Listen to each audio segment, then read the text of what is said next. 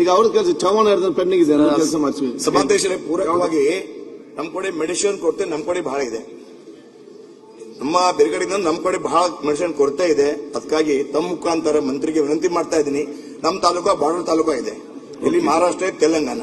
ಅದಕ್ಕಾಗಿ ರೋಗಿಗೆ ಬಹಳ ಆಗ್ತಾ ಇದೆ. ಅದಕ್ಕಾಗಿ ತಾವು ಮೆಡಿಸಿನ್ ಕೊರತೆ ಯಾವ ತರ ತಾವು ಇಲ್ಲ. ಈಗ ಹೇಗೋ ನೋಡಿ, ಮೆಡಿಸಿನ್ ಎಲ್ಲಾ ಕಡೆ ತಗೊಳ್ಳೋ ನಮ್ಮಿಂದ ಸಪ್ಲೈ ಆಗಿರೋದು.